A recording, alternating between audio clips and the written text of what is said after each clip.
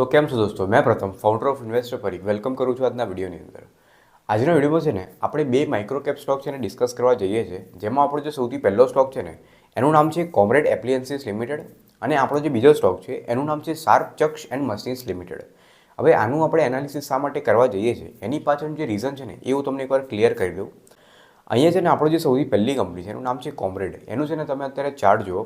અત્યારે રિસેન્ટલી છે ને આ સ્ટોકની અંદર સૌથી છે ને હાઈએસ્ટ વોલ્યુમ જોવા મળ્યા છે. તો આ જે વોલ્યુમ છે એ કાં તો કોઈ પણ ઇન્સ્ટિટ્યુશનના હોઈ શકે, એફઆઈઆઈ ડીઆઈના હોઈ શકે, કાં તો કોઈ મોટો ઇન્વેસ્ટર એચએનઆઈ અને યુએચએનઆઈ આપણે કહેતા હોઈએ છીએ એમના હોઈ શકે. બીજી વસ્તુ આપણો જે બીજો સ્ટોક છે એનું નામ છે sharp chucks and machines limited. એની અંદર બી છે ને અત્યારે રિસેન્ટલી એક સારો વોલ્યુમ છે ને જોવા મળ્યો છે. હવે અહીંયા ખાસ વસ્તુ આમાં શું છે કે જ્યારે પણ વોલ્યુમ આવતો ને પહેલાં ત્યાંથી લઈને અત્યાર સુધી આપણે એક લાઇન વચ્ચે ખેંચીએ તો એની જે સ્ટોકનો પ્રાઇસ છે ને એ ફરીથી છે ને એ લેવલ ઉપર આવી ગયો છે. એટલે અહીંયા શું થઈ શકે કે ભાઈ જેને પહેલાં બાઇંગ કરી હતી ને એ ટાઈમ પર એ જે વ્યક્તિ છે હવે જ્યારે એ સ્ટોકનો પ્રાઇસ ફરીથી એ લેવલ પર આવી ગયો છે ને તો એ જે ભાઈ હશે ને એ ફરીથી છે ને અહીંયા બાઇંગ કરશે. તો આ જે સ્ટોકનો પ્રાઇસ છે એ અહીંયાથી છે ને ઉપર જઈ શકે એવી છે ને પોસિબિલિટી બની રહી છે. એટલે આપણે આ જે બે સ્ટોક છે એનું છે ને આપણે આજે એનાલિસિસ કરવા જઈએ છીએ. એનાલિસિસની અંદર શું હશે, સૌથી પહેલાં બિઝનેસ મોડલ ડિસ્કસ કરીશું. એની સાથે કંપનીના જે પણ ફાઇનાન્શિયલ છે એની balance sheet, profit loss statement, ratio analysis, share holding pattern, આ બધી જે વસ્તુ છે એ પણ છે ને આપણે એનાલિસિસ કરશું. તો આ જઈએ આપણે સૌથી પહેલી કંપની ઉપર. આપણી સૌથી પહેલી નામ જે કંપનીનું છે એ છે કોમરેડ એપ્લિયન્સીસ લિમિટેડ. આ કંપની કરે શું છે તો આ જે આપણી કંપની છે ને એનું છે ને મેન્યુફેક્ચરિંગનું કામ છે. કંપની મેન્યુફેક્ચર શું કરે છે, જેટલા પણ ઇલેક્ટ્રિકલ મશીનરી અને એપરેટસ હોય ને એનું કંપની મેન્યુફેક્ચરિંગ કરે છે. એની અંદર સૌથી પ્રાઇમરી વર્ક કંપનીનું શું છે તો જે એર કુલર્સ છે અને જે ઇલેક્ટ્રિક ગીઝર્સ છે એનું છે ને કંપની ઉપર પ્રાઇમરી ફોકસ છે એ ઉપર. હવે અહીંયા બીજી વસ્તુ કંપની શું મેન્શન કરે છે કે અત્યારે ઓક્ટોબરમાં 2024માં કંપનીને રિલાયન્સ રિટેલ પાસેથી 55 મિલિયનનો છે ને એક ઓર્ડર મળ્યો હતો એવું છે ને અહીંયા કંપની મેન્શન કરે છે. એર કુલરનો ઓર્ડર હતો.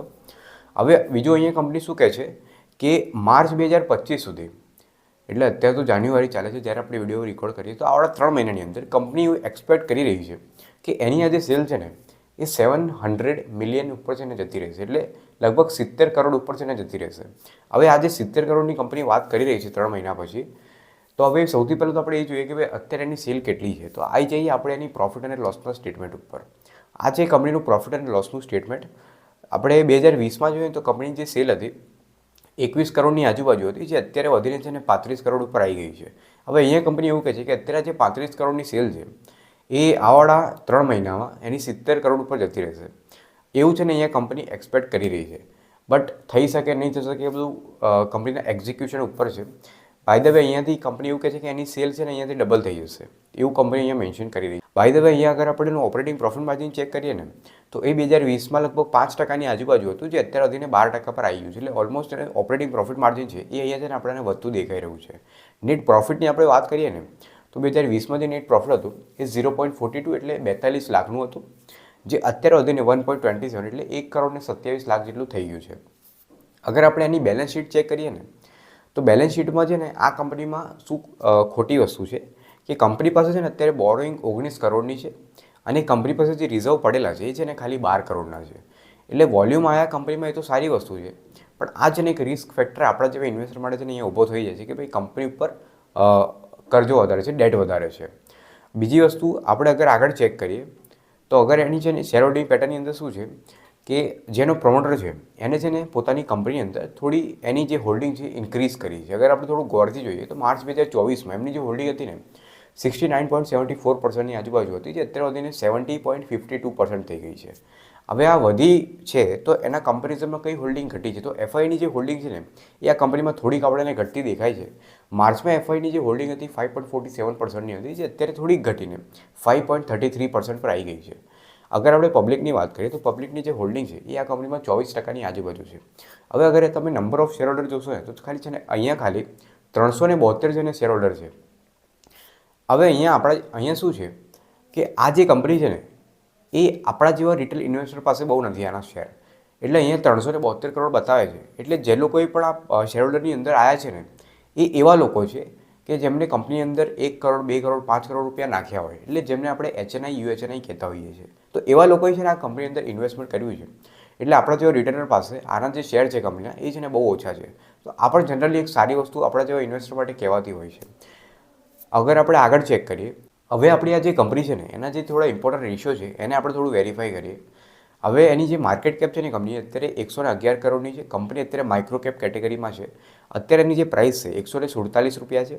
કંપનીનું જે ઓપરેટિંગ પ્રોફિટ માર્જિન છે એ 12%ની આજુબાજુ છે.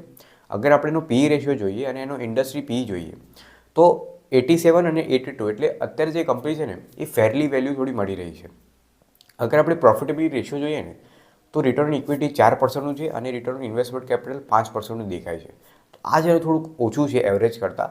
અગર આપણે રિટર્ન કેપિટલ એમ્પ્લોયડ જોઈએ ROC તો એ આપણને થોડું એવરેજ 9%ની આજુબાજુ દેખાઈ રહ્યું છે.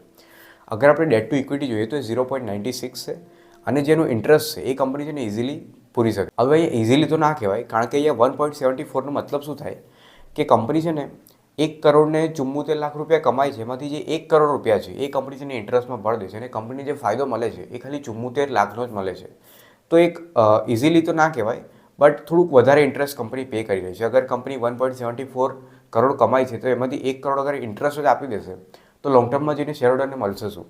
તો આ છે ને એક વિચારવા જેવી વસ્તુ છે. કંપની ઉપર કરજો વધારે છે એના કારણે આ ઇન્ટરેસ્ટ છે ને એ આપણે થોડું હાઈ દેખાઈ રહ્યું છે. અગર આપણે વોલ્યુમ ચેક કરીએ ને તો એ અત્યારે આપણને 28,000ની આજુબાજુ દેખાય છે, જે એક માઇક્રો કેપ કંપની માટે સારો વોલ્યુમ છે ને ગણાતો હોય છે. હવે આવી જઈએ આપણે બીજા સ્ટોક ઉપર. આપણો જે બીજો સ્ટોક છે એનું નામ છે sharp chucks and machines limited.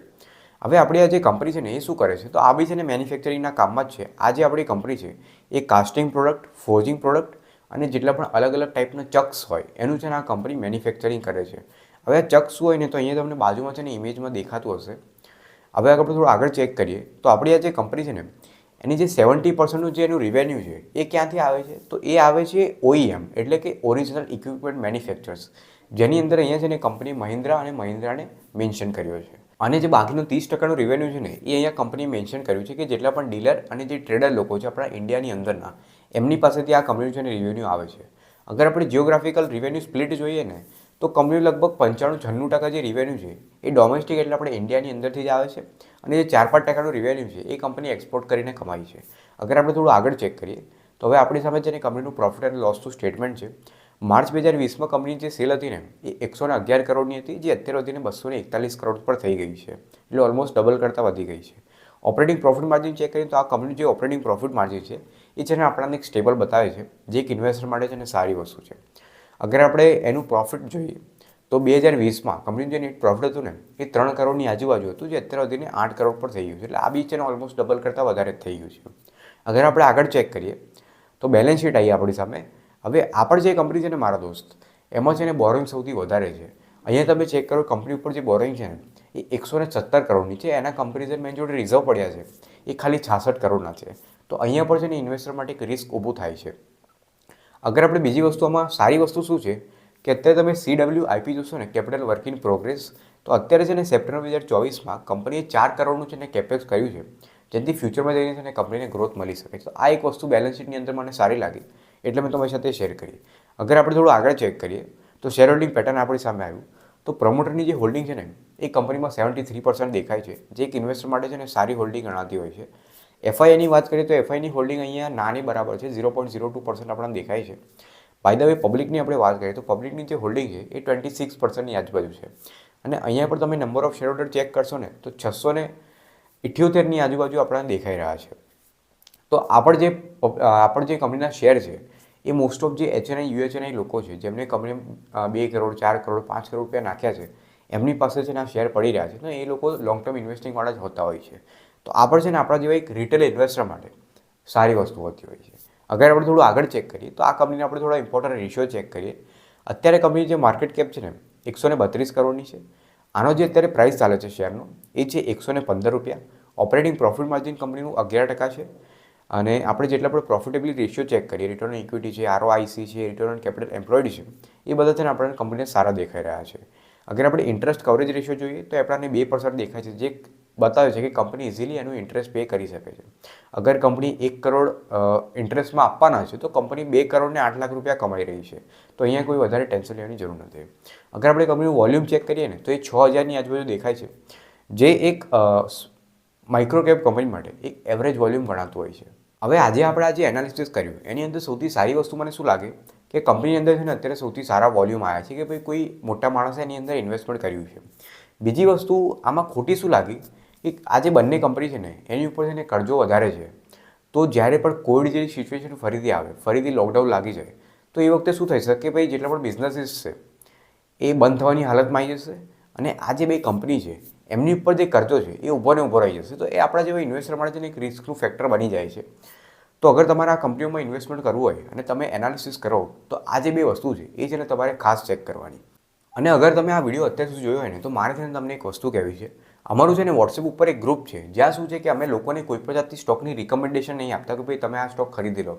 ત્યાં જનરલી શું થાય કે અમારા જેટલા પણ ઇન્વેસ્ટર છે ને એમને જ્યારે કોઈ પણ સ્ટોક ઉપર ઇન્વેસ્ટમેન્ટ કરવાનું હોય ને તો એ ઇન્વેસ્ટમેન્ટ કરતાં પહેલાં એ જે સ્ટોક છે ને એની ઇન્ફોર્મેશન એ છે ને અમારી પાસેથી મેળવી શકે છે ને એ સ્ટોક વિશે વધારે જાણી શકે છે.